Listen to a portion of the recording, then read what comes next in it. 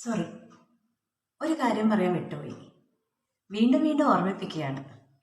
നമസ്കാരം. എന്താ ഓർമ്മിപ്പിക്കുന്നതെന്നല്ലേ, നമ്മൾ കുറച്ചു കാലമായി നിരന്തരമായി കേട്ടുകൊണ്ടിരിക്കുന്ന ഒരു വാർത്തയാണ് നവജാത ശിശുവിനെ കൊന്ന് തള്ളിയിടിക്കുന്നു, അല്ലെങ്കിൽ കൂടുതലും ഇതിനൊക്കെ പിറകിൽ അന്വേഷിച്ച് വരുമ്പോൾ അതിന് ഉത്തരവാദി ജനിപ്പിച്ച അമ്മ തന്നെയാണ് എന്നൊക്കെ നമ്മൾ വാർത്തകളിലൂടെ അറിയാൻ സാധിച്ചു. ഒരമ്മയ്ക്ക് കുഞ്ഞിനെ കൊല്ലാൻ കഴിയുമോ? കൊലപാതകത്തെ ന്യായീകരിക്കല്ല കേട്ടോ, ഒരിക്കലുമല്ല. ഇനി മാനസിക രോഗങ്ങളെ, അവർ ചെയ്യുന്ന കാര്യങ്ങളെ താങ്ങുകയുമല്ല. എല്ലാത്തിനും ഒരു പ്രതിവിധി ഉണ്ടാകണ്ടേ? അതിനാദ്യം വേണ്ടത് അതിനെപ്പറ്റിയിട്ടുള്ള തിരിച്ചറിവല്ലേ. Prevention is better than cure എന്നല്ലേ നമ്മൾ പറയുന്നത്. അപ്പൊ ആദ്യം തന്നെ പറയട്ടെ, നമുക്ക് ഈ കുഞ്ഞുങ്ങളെ കൊല്ലുവാനുള്ള ഒരു ടെംപ്ടേഷൻ വരുന്നു, അല്ലെങ്കിൽ ഒരു കുഞ്ഞിനെ കൊന്നു കഴിയുമ്പോൾ അമ്മ കുഞ്ഞിനെ കൊന്നു എന്നൊക്കെ പറഞ്ഞ് ആർമാദിച്ച് സോഷ്യൽ മീഡിയയിലൊക്കെ പിന്നെ അമ്മയ്ക്കെതിരെ പൊങ്കാലിടുന്ന ഒരു രംഗമൊക്കെ നമ്മൾ കാണുന്നുണ്ടല്ലേ. ആദ്യം തന്നെ ഒരു കാര്യം പറയാണ്, കുഞ്ഞെന്ന് പറയുന്നത് അമ്മയുടെ മാത്രം ഉത്തരവാദിത്തമാണോ? അല്ല, കുഞ്ഞെന്ന് പറയുന്നത് എല്ലാവരുടെയും ഉത്തരവാദിത്തമാണ്, സ്റ്റേറ്റ് മുതൽ അമ്മ വരെ, അല്ലേ?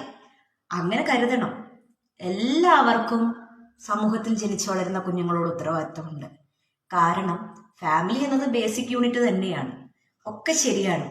പിന്നീട് സോഷ്യലൈസേഷൻ നടക്കുന്നത് ചുറ്റുവട്ടത്തിൽ നിന്നും, സ്കൂളിൽ നിന്നും, ചുറ്റുവട്ടത്തുള്ള ആൾക്കാരിൽ നിന്നും, മതങ്ങളിൽ നിന്നും, സ്ഥാപനങ്ങളിൽ നിന്നും, അങ്ങനെ പല ഘടകങ്ങളിലൂടെയാണ് ഒരു കുട്ടി വളർന്നു വരുന്നത്.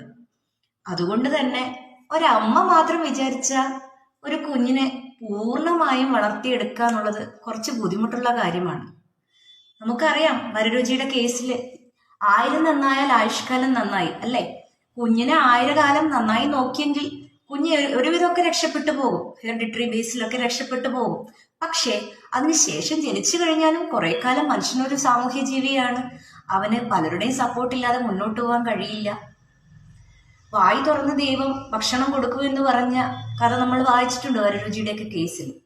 പക്ഷേ നമ്മൾ പലപ്പോഴും കാണുന്നത് ജനിച്ചു കഴിഞ്ഞു കഴിഞ്ഞാലും കുഞ്ഞിനെ പറ്റിയാണ് നമ്മൾ കൂടുതൽ കോൺഷ്യസ് ആവുന്നത്. അമ്മയെ പറ്റി കോൺഷ്യസ് ആവുന്നുണ്ടോ? ഇല്ലെന്നാണ് എനിക്കിപ്പോഴും പറയാനുള്ളത്. ജനിച്ചു കഴിയുമ്പോഴത്തേക്കും അതുവരെ ഓടിച്ചാടി നടന്ന അമ്മ ജോലി ചെയ്തിട്ടുണ്ടാവും, ഓടി നടന്നിട്ടുണ്ടാവും, എല്ലാ സ്വാതന്ത്ര്യവും ചെയ്തിട്ടുണ്ടാവും. ഒരിക്കലും പ്രതീക്ഷിക്കാത്തൊരു പ്രഗ്നൻസി ആണ് വന്നെങ്കിൽ, അല്ലെങ്കിൽ വീട്ടിൽ പിന്നീട് പ്രതീക്ഷിക്കാത്തൊരു സാഹചര്യമാണ് വന്നെങ്കിൽ, പ്രസവം കഴിഞ്ഞ സമയത്ത് പലപ്പോഴും അമ്മയ്ക്ക് പല പ്രശ്നങ്ങളും ഉണ്ടാവും. പോസ്റ്റ് പാർട്ടം സൈക്കോസിസ്, പോസ്റ്റ് പാർട്ടം ഡിപ്രഷൻ. ഇതിനെപ്പറ്റി പറയാൻ, ശാസ്ത്രീയപരമായിട്ട് പറയാനൊന്നും എനിക്ക് അത്ര വലിയ യോഗ്യതകളൊന്നുമില്ല. പക്ഷേ എനിക്ക് പറയാനുള്ളത് എൻ്റെ അനുഭവത്തിലൂടെ തന്നെയാണ്.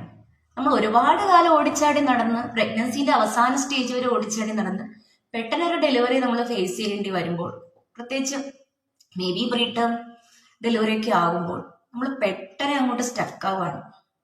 അൺഎക്സ്പെക്റ്റഡ് ആയിട്ടുള്ള സ്റ്റക്കാണ്. വിചാരിച്ച പോലെ ഉറങ്ങാൻ കഴിയില്ല, അല്ലെങ്കിൽ ഏത് സമയം കുഞ്ഞിന് നമ്മൾ ചിലപ്പം സ്ക്വീസ് ചെയ്ത് മിൽക്ക് കൊടുക്കേണ്ടി വരും, അല്ലെങ്കിൽ ചിലപ്പം നമുക്ക് വിചാരിച്ച പോലെ കുഞ്ഞിനെ കൈകാര്യം ചെയ്യാൻ പറ്റില്ല, ഭക്ഷണം കഴിക്കാൻ പറ്റുന്നില്ല, അല്ലെങ്കിൽ കുക്ക് ചെയ്യാൻ പറ്റുന്നില്ല, രുചി ശരിയാവുന്നില്ല. നമ്മളുടെ ജോലി കാര്യങ്ങൾ ചിലപ്പോൾ പകുതി സ്റ്റക്കായിട്ടായിരിക്കും ഉണ്ടാവുക. നമ്മൾ ചെയ്തുകൊണ്ടിരിക്കുന്ന ഉത്തരവാദിത്തം നമ്മൾ പെട്ടെന്ന് ഡൗൺ ആവുകയാണ്, അല്ലെങ്കിൽ അത് സ്റ്റക്ക് ആവുകയാണ്.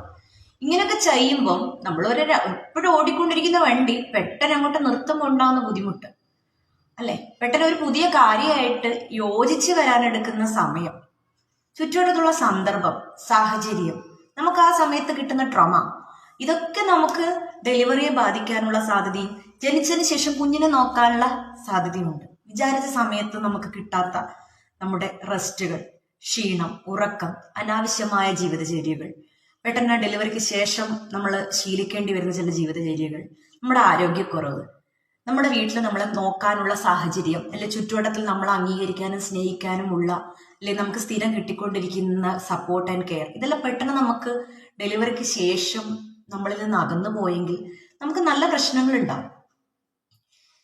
നമുക്ക് അറിയാം നമ്മളെ കുഞ്ഞിനെ നമുക്ക് നന്നായി നോക്കണമെന്ന്. പക്ഷെ ചിലപ്പോൾ നമുക്കത് വിചാരിച്ച പോലെ കുഞ്ഞ് കരയുമ്പോൾ എടുക്കാനോ, അല്ലെങ്കിൽ നിരന്തരമായി കരഞ്ഞുകൊണ്ടിരിക്കുമ്പോൾ നമുക്ക് ആ ഒരു റെസ്റ്റ് പോലും ഇല്ലാത്ത സമയത്ത് കുട്ടിയെ കെയർ ചെയ്യുമ്പം അപ്പൊ ആ ഒരു മനസ്സിന്റെ താളം തെറ്റുന്നു, അല്ലെങ്കിൽ ഒരു തരത്തിലും വയ്യാതെ അവസ്ഥയിലേക്ക് എത്തി കുഞ്ഞും കരയുന്നു, അല്ലെങ്കിൽ കുഞ്ഞുമായി ബന്ധപ്പെട്ട കാര്യങ്ങൾ ചെയ്യേണ്ടി വരുമ്പോൾ പെട്ടെന്ന് ഒരു സപ്പോർട്ട് ഇല്ലാതാവുന്നു. ഫിസിക്കലി ആൻഡ് മെന്റലി നമ്മൾ വീക്കായി വരുമ്പോൾ നമുക്ക് ചിലപ്പം നമ്മുടെ ജീവിതം തന്നെ അവസാനിപ്പിച്ചേക്കാം എന്ന് തോന്നുന്ന ഘട്ടങ്ങളൊക്കെ ഡെലിവറി കഴിഞ്ഞ സമയത്ത് സ്ത്രീകൾക്ക് ഉണ്ടാവും. നമുക്കതിന് വേണമെങ്കിൽ സൈക്കോളജിക്കലി എങ്ങനെ വേണമെങ്കിലും എക്സ്പ്ലെയിൻ ചെയ്യാം. പക്ഷെ ഇവിടേക്ക് ആവശ്യം അമ്മയ്ക്കും കൂടി കരുത്തും തണലും അല്ലേ? അത് ആവശ്യമാണെങ്കിൽ അത് കൊടുക്കുക തന്നെ വേണം. കുഞ്ഞിനെ പോലെ തന്നെ കെയർ ചെയ്യണം അമ്മയെയും. രണ്ടും രണ്ട് വ്യക്തികളാണ്. അപ്പോൾ നമ്മൾ കുഞ്ഞിനെ നോക്കുന്നില്ല, കുഞ്ഞിനെ കെയർ ചെയ്യുന്നില്ല, വീട് ശ്രദ്ധിക്കുന്നില്ല, ഒക്കെ എല്ലാ കാര്യങ്ങളും അത് സ്ത്രീകളുടെ തലയിലേക്ക് മാത്രം ഇട്ടു കൊടുക്കുമ്പോൾ അവൾ വന്ന സാഹചര്യം ചിലപ്പോൾ പലതിനെ അതിജീവിച്ചിട്ടായിരിക്കാം. അവൾ കഷ്ടപ്പെട്ട് ഉണ്ടാക്കിയെടുത്ത ജോലികളാവാം, അവൾ കഷ്ടപ്പെട്ട് പഠിച്ചെടുത്ത സാധനങ്ങളാവാം, അതൊക്കെ പെട്ടെന്ന് സ്റ്റക്കാവുമ്പോൾ അവളുടെ വരുമാനം നിന്നിട്ടുണ്ടാവും, അവളുടെ ഒരു കാര്യത്തിൽ പോലും ഡിപ്പെൻഡൻസി വന്നിട്ടുണ്ടാവും. അതിന്റെ പുറമേ ആയിരിക്കാം പെട്ടെന്ന് ഒരു കുഞ്ഞും കൂടി വരുമ്പോൾ അവൾ അഡ്ജസ്റ്റ്മെന്റൽ ഇഷ്യൂസിലേക്ക് പോകുന്നുണ്ടാവാം. അപ്പൊ നമ്മൾ ചോദിക്കും, എന്തിനാ പിന്നെ കുഞ്ഞുങ്ങളെ ഉണ്ടാക്കാൻ പോകുന്നത്? മറ്റൊരു കാര്യം പറയട്ടെ, നമ്മൾക്ക് സ്ത്രീകൾക്ക് ഏറ്റവും കൂടുതൽ പറയാനുള്ളൊരു കാര്യം, വീണ്ടും ഞാൻ പറയുകയാണ്, നമ്മുടെ സ്വന്തം സാഹചര്യങ്ങളും കാര്യങ്ങളും നോക്കിയിട്ട് തന്നെയായിരിക്കണം ഫസ്റ്റ് പ്രഗ്നൻസി പ്ലാൻ ചെയ്യേണ്ടത്. മറ്റുള്ളവർക്ക് വേണ്ടിയോ മറ്റുള്ളവരുടെ നിർബന്ധത്തിനോ വേണ്ടി പ്രഗ്നൻസി പ്ലാൻ ചെയ്യരുത്. അല്ലെങ്കിൽ കുഞ്ഞുങ്ങൾ ഇതുവരെ ആയില്ലേ എന്ന് ചോദിക്കുന്ന കാര്യത്തിൽ അടിമപ്പെട്ട് നമ്മളൊരു പ്രഗ്നൻസി പ്ലാൻ ചെയ്യരുത്. ഫസ്റ്റ് തന്നെ പറയാനുള്ളത്, നമ്മുടെ വിവാഹം പോലും അല്ലെങ്കിൽ കുഞ്ഞുങ്ങൾ ഉണ്ടാകുന്നത് പോലും നല്ല പ്ലാനിങ്ങോട് കൂടിയാണെങ്കിൽ നമുക്ക് കുറച്ചുകൂടി ജീവിതത്തെ അതിജീവിക്കാൻ കഴിയും. 2, കുഞ്ഞുങ്ങൾ നമ്മൾക്ക് പ്രഗ്നൻസിയിലേക്ക് വന്നു കഴിയുമ്പോൾ നമ്മുടെ സാഹചര്യത്തെപ്പറ്റി നമ്മൾ തന്നെ കൂടുതൽ ബോധവാന്മാരാവേണ്ടിയിരിക്കുന്നു. അതോടൊപ്പം തന്നെ നമ്മുടെ വീട്ടുകാരും നമ്മളെ സപ്പോർട്ട് ചെയ്തെങ്കിൽ മാത്രമേ നമുക്ക് മുന്നോട്ട് പോകാൻ കഴിയുകയുള്ളൂ. അപ്പം ഇത്തരം കാര്യങ്ങളും ഇത്തരം പ്രശ്നങ്ങളിലേക്കൊക്കെ വന്നു കഴിയുമ്പോൾ സ്ത്രീകളെ കുറ്റപ്പെടുത്തുന്ന, അല്ലെ കുഞ്ഞിനെ നന്നായി നോക്കുന്നില്ല, അല്ലെ കുഞ്ഞിനെ ശ്രദ്ധിക്കുന്നില്ല എന്ന് കുറ്റപ്പെടുത്തുന്ന സമൂഹത്തിനോട് എനിക്കൊരു കാര്യമേ പറയാനുള്ളൂ. തളർന്നു കിടക്കുന്ന ആൾക്ക് സപ്പോർട്ട് കൊടുക്കാനുള്ള ഉത്തരവാദിത്തം നമുക്ക് എല്ലാവർക്കും ഉണ്ട്. പ്രത്യേകിച്ച് കുഞ്ഞിൻ്റെ അച്ഛൻ, കുഞ്ഞിൻ്റെ അച്ഛൻ്റെ വീട്ടുകാർ, അമ്മയുടെ വീട്ടുകാർ, വരുന്ന ആൾക്കാർ, ഇവരൊക്കെ തന്നെ കുഞ്ഞിനോടൊപ്പം തന്നെ അമ്മയും കെയർ ചെയ്യണം, അമ്മയ്ക്കും കൊടുക്കണം സ്നേഹം. അമ്മയ്ക്ക് എവിടാണോ അവിടുന്ന് ആഫ്റ്റർ ഡെലിവറി മിസ്സായിട്ടുള്ളത് അത് കോമ്പൻസേറ്റ് ചെയ്ത് കൊടുക്കാൻ എല്ലാവർക്കും ഉത്തരവാദിത്തമുണ്ട്. കാരണം അവൾക്ക് വേണ്ടി മാത്രമല്ല, എല്ലാവർക്കും, സമൂഹത്തിനു വേണ്ടിയും കൂടിയാണ് ഒരു കുഞ്ഞിനെ പ്രസവിക്കുന്നത്. കാരണം ഓരോ വ്യക്തിയും ഈ നാട്ടിലെ പൗരന്മാരാണ്. ഒറ്റക്കാര്യം വീണ്ടും ഞാൻ ഓർമ്മിപ്പിക്കുകയാണ്, പോസ്റ്റ്പാർട്ടം സൈക്കോസിസ് അല്ലെങ്കിൽ പോസ്റ്റ്പാർട്ടം ഡിപ്രഷൻ, ഇതിനെപ്പറ്റി നമ്മൾ സംസാരിച്ചുകൊണ്ടേയിരിക്കണം. സമൂഹത്തിൽ ഇനിയും ഇതിനെപ്പറ്റി നമ്മൾ ബോധവൽക്കരണം നടത്തിയില്ലെങ്കിൽ പല സ്ത്രീകളും നിസ്സഹാരായി അവരുടെ കുഞ്ഞുങ്ങളെ കൊല്ലേണ്ട അറ്റം വരെ എത്തിയേക്കാം. അത് ചെയ്ത് കഴിയുമ്പോൾ താൻ ചെയ്തത് നല്ല തെറ്റാണെന്നുള്ള ബോധം വരുമ്പോൾ ജീവിതകാലം പരമാവധി നീറി ജീവിക്കുന്നവരായിരിക്കാം അവർ. വീണ്ടും പറയുന്നു, കൊലപാതകത്തെയോ മാനസിക രോഗത്തെയോ ഒന്നും ഞാൻ ന്യായീകരിക്കുകയല്ല. നമ്മുടെ സ്നേഹം, നമ്മുടെ സപ്പോർട്ട്, അല്പം കെയർ, മെഡിക്കേഷൻ, കൗൺസിലിംഗ്, ഇതൊക്കെ കൊടുത്തു കഴിഞ്ഞാൽ നമുക്ക് അവരെ ജീവിതത്തിൽ നിന്ന് രക്ഷപ്പെടുത്താൻ പറ്റും. ഇനി നമുക്ക് പറ്റുന്നില്ല, മുന്നോട്ട് കൊണ്ടുപോകാനാവുന്നില്ല എന്ന് തോന്നുകയാണെങ്കിൽ നമുക്കതിനെ സറണ്ടർ ചെയ്യാം. കുഞ്ഞുങ്ങളില്ലാത്തവരുണ്ട് ഈ ഭൂമിയിൽ, അവർ നോക്കിക്കോളും. CWC മുഖാന്തരം നമുക്ക് ആ കുഞ്ഞിനെ കൊല്ലാതെ സറണ്ടർ ചെയ്യാനുള്ള ഉത്തരവാദിത്തം നമുക്ക് കാണിക്കാം.